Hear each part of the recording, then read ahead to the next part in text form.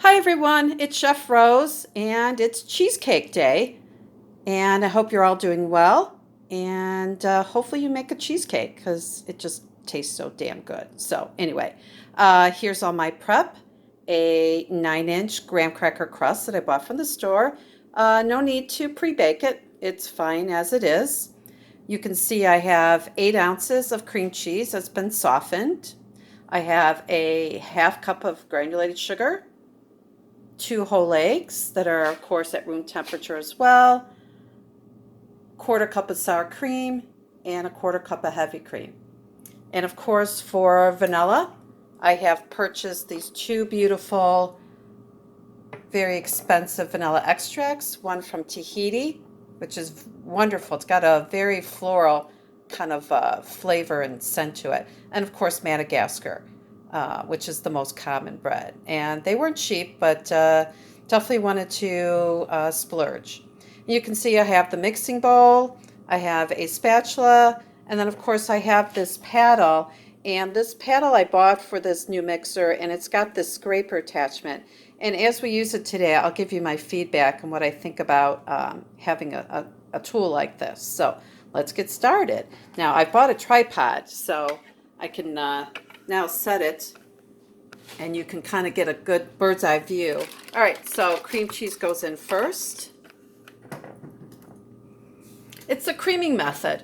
So fat in first, and of course, like I said, it's good when it's softened. So just kind of mix it for about 30 seconds to really break it up before you add the sugar. You can see how the scraper, it definitely moves the cream cheese around very well. All right, then go ahead and add your half cup of granulated sugar all at once.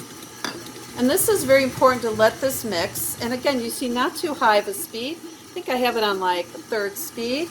I don't want to add a lot of air to it. I just want to blend it without putting a lot of air. So I don't know if you can see, but the scraper attachment to that paddle is pushing it along the sides. So I guess one of the faults I have with it is that it pushes a lot of the batter up away from the paddle itself. And you'll see when I stop to scrape this down what I'm talking about.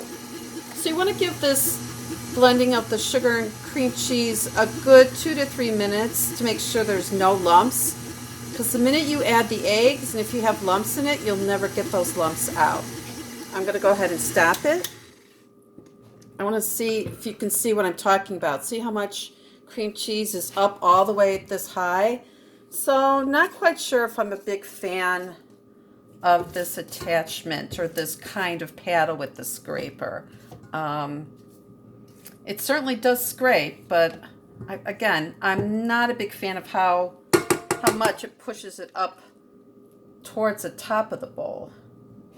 And I've seen that pretty consistent with everything I've used it for: cookies, cakes. All right, so very important to scrape it down. I'm going to go ahead and add about a teaspoon of vanilla, my Tahitian vanilla, right into the eggs. It's going to give it a great flavor. But again, you could use vanilla bean. Scrape it in if you want to, again, splurge on a vanilla bean. And I know I've told you how to make your own vanilla extract, and I have my own vanilla extract, but I'd like to buy these really good vanilla extracts and then put it into my homemade, and it really helps create just a beautiful extract with vanilla beans in it, and then these wonderful extracts as well. So you can kind of see on the side of the bowl how it's pushing a lot of cream cheese up to the top. So again, kind of mixed feelings about this attachment. But certainly if you would like to buy it, it doesn't come standard with the mixer. You'd have to buy it separately. All right, let's stop and scrape it down. And again, see how much I have to scrape down. Remember, don't forget to scrape your paddle. Take it off, scrape it, get it all incorporated. See how high up that cream cheese got?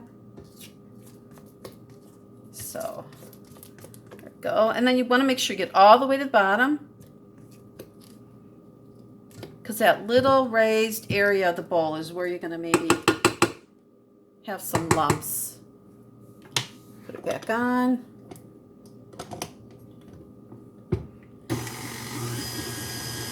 It's nice having this tripod now, so I can use both hands. Yay!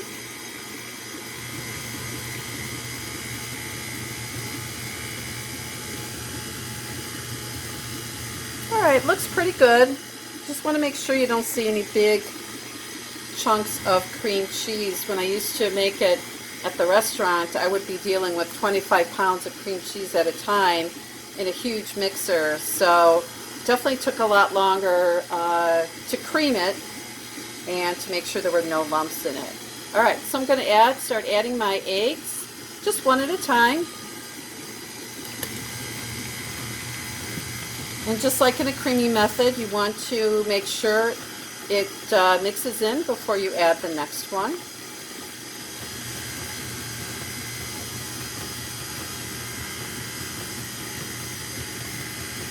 All right, looks good. And then the second egg. Really, a plain cheesecake is pretty easy to do, and if you buy a pre-made crust, well, certainly even faster to get into the oven. That's what I love about baking in this smaller format in this little pan, is once it's baked, it takes a couple hours to cool, and you can eat cheesecake in a few hours. So, and who doesn't love that? All right. Check your lecture notes for more comments about how you can change up the flavor of this cheesecake, for the functions of all these ingredients as well.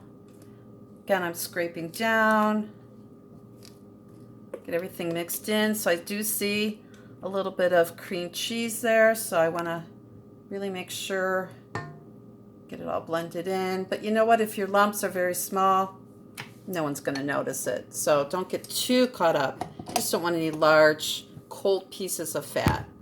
And again, making sure it's at room temp is going to be the key. So on a low speed, I'm going to add sour cream. Remember, sour cream should be measured in a dry measuring cup.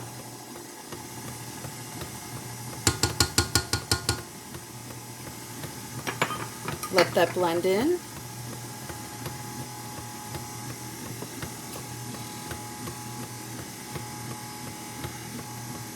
And then with the mixer on low speed, add your heavy cream gradually. Remember, sour cream could be replaced with plain Greek yogurt if you want to make it a little less fat. And maybe that's all you have, certainly. Obviously, you could use a low-fat cream cheese as well, but again, the fat in all the ingredients, if you read the function, is what makes cheesecake taste so good. All right, that is it. Scrape down. Make sure everything's off the paddle. Get in there, mix it by hand.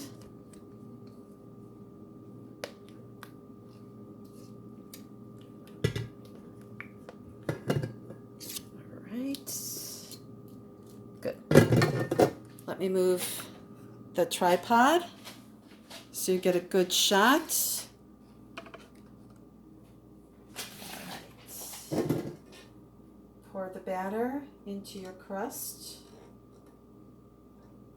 And again, check my lecture notes to see how you can do flavorings, additions, such as mini chocolate chips. Lots of things you can do. Go in your pantry, see what you've got. Now I saw a little piece of cream cheese. I'm just pressing it, smooth it out. Easy to do. Scrape it all in. And there you go. There's your beautiful cheesecake. And into the oven it goes. About 25 to 30 minutes. You want to make sure it's set, so you'll jiggle it. Shouldn't have a lot of color to it. And once it jiggles and it seems set, you're good to go. So have a good day. I hope you enjoyed this video. Bye.